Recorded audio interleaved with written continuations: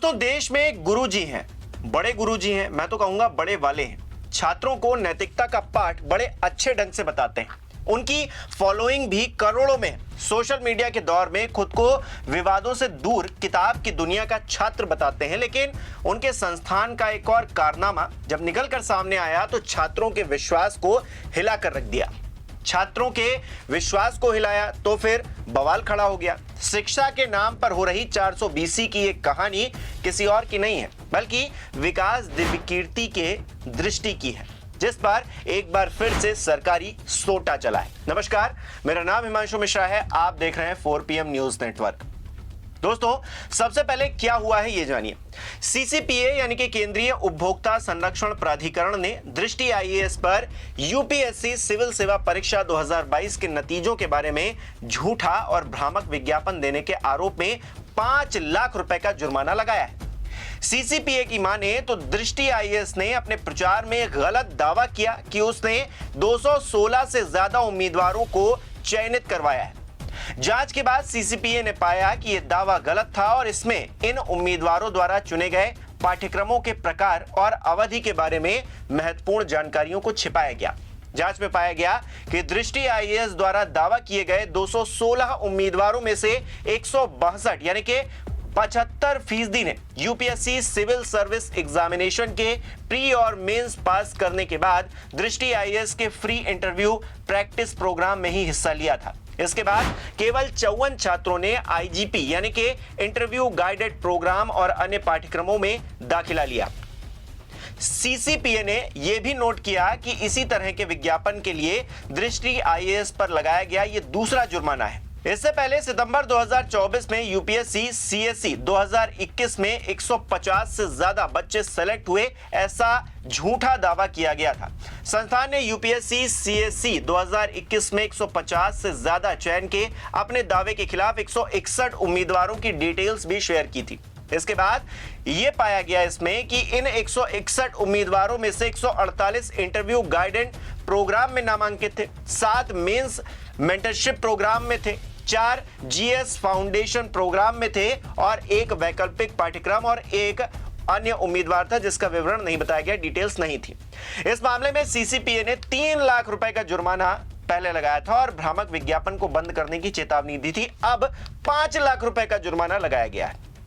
चेतावनी दिए जाने के बावजूद देखिए किस तरह से दृष्टि आईएएस ने फिर से ये घपलेबाजी की, परीक्षा परिणामों के लिए झूठा दावा पेश किया। और ये दूसरा मामला है। दोस्तों, गलती एक बार होती है, बार बार नहीं होती, और जो चीज बार बार होती है वो फिर गलती नहीं रह जाती है, आदत बन जाती है। तो क्या दिव्यकीर्ति साहब की जो दृष्टि है उसकी आदत बन गई है झूठ बोलना?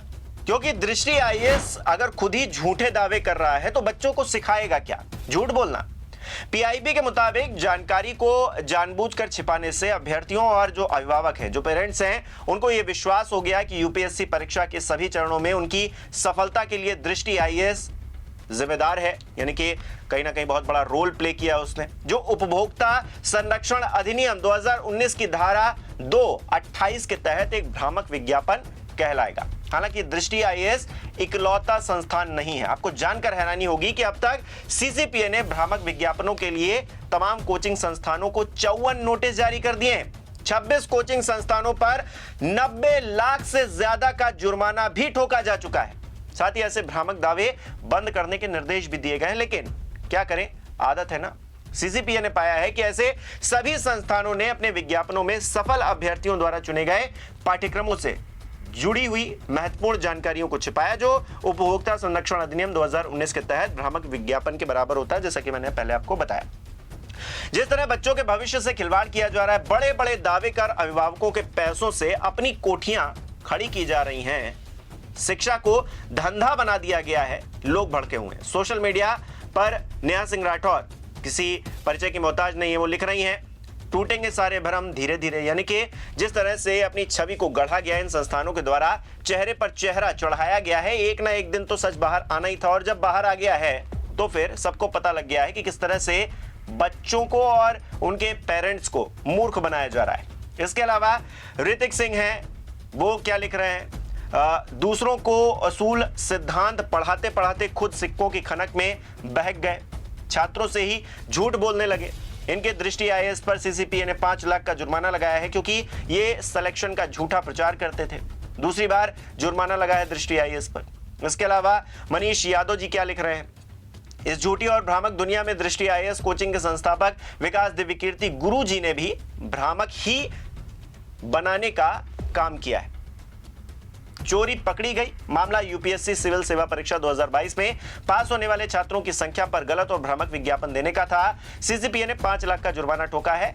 वैसे गुरुजी के पास पैसे बहुत हैं, तो पैसे तो बहुत हैं और पैसे छापने की मशीन शायद संस्थान को बना दिया है और झूठे दावे करके पैसे कमाइए, किसी को कोई दिक्कत नहीं है। आप अपने कोर्सेज महंगे बेच रहे हैं, इस बात से भी किसी को कोई प्रॉब्लम नहीं है, लेकिन झूठ तो मत बोलिए, कम से कम बरगलाइए तो मत किसी को।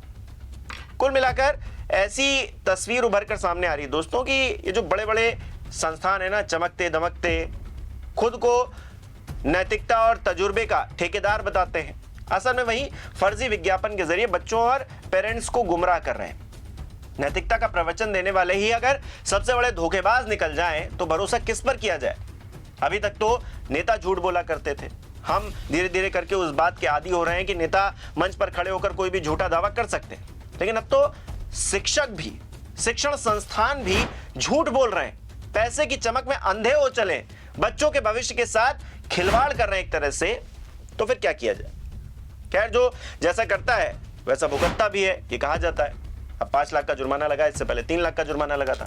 हालांकि गुरुजी की कोचिंग से जुड़ा ये कोई पहला विवाद नहीं है। आपको याद होगा कि दिल्ली में ओल्ड राजेंद्र नगर में राउज आईएएस स्टडी सर्किल के बेसमेंट में बाढ़ से 3 छात्रों की मौत हो गई थी। एमसीडी ने कोचिंग सेंटरों पर इसके बाद सख्ती बरती। दृष्टि आईएएस का मुखर्जी नगर सेंटर भी इसके निशाने पर आया। एमसीडी ने 29 कोचिंग सेंटर्स के बेसमेंट सील किए थे, जिसमें दृष्टि आईएएस के 5 कमरों को भी बंद किया गया था। कारण था बेसमेंट को अवैध रूप से क्लासेस के लिए इस्तेमाल किया जाना और सुरक्षा मानकों का उल्लंघन होना। उस वक्त विकास दिव्यकीर्ति ने बयान दिया था कि संस्थान छात्रों की सुरक्षा को प्राथमिकता देता है, लेकिन ये प्राथमिकता, झूठ बोलना प्राथमिकता है क्या आपकी? हालांकि छात्रों ने विरोध प्रदर्शन करते हुए संस्थान पर एस्केप गोट यानी कि बलि का बकरा बनाने का आरोप लगाया था। सोशल मीडिया पर #बैन दृष्टि आईएएस ट्रेंड किया था, जहां विकास पर हिंदू विरोधी होने और मौतों पर चुप्पी साधने के आरोप लगे थे। इसके अलावा विकास दिव्यकीर्ति पर यूट्यूब वीडियो आईएएस वर्सेस जज में न्यायपालिका को लेकर अपमानजनक टिप्पणियां करने का आरोप भी लग चुका है। वीडियो में उन्होंने कथित तौर पर कहा कि हाईकोर्ट जजों की नियुक्ति लॉबिंग से होती है, न कि योग्यता से, और न्यायिक शक्ति एक भ्रम है। उन्होंने जिला मजिस्ट्रेट बनाम जज की तुलना में डीएम को श्रेष्ठ बता दिया था। इस पर अजमेर कोर्ट ने आईपीसी की धारा 356 बीएनएस 2023 के तहत केस दर्ज किया और 22 जुलाई 2025 को पेशी का समन जारी किया। कोर्ट ने इसे प्राइमा फेसी डेरोगेटरी करार दिया था। इसके बाद विकास दिव्यकीर्ति ने राजस्थान हाईकोर्ट में याचिका दायर की। 23 जुलाई को हाईकोर्ट ने आगे की कार्रवाई से रोक लगाई, लेकिन यह मामला अभिव्यक्ति की स्वतंत्रता वर्सेस न्यायिक गरिमा के बीच की बहस को पीछे छोड़ गया। इतना ही नहीं, सोशल मीडिया पर छात्रों ने शिकायत भी की कि हाइब्रिड जो कोर्सेज हैं, जिसकी कीमत 1.5 लाख से ज्यादा 1,80,000 के करीब है, उसकी गुणवत्ता खराब है। यूट्यूब वीडियो पर आधारित ये कोर्सेज है। कुछ आलोचक जैसे कि नीरज अत्री ये आरोप लगाते हैं कि संस्थान छात्रों को वामपंथी विचारधारा की तरफ घसीट रहा है, जो खतरा है इस समाज के लिए। दोस्तों, दिवंगत पूर्व राष्ट्रपति और देश के महान वैज्ञानिक missile man APJ Abdul Kalam का मानना था कि समाज को बदलने का सबसे शक्तिशाली, सबसे पावरफुल अगर कोई साधन है तो वो है शिक्षा।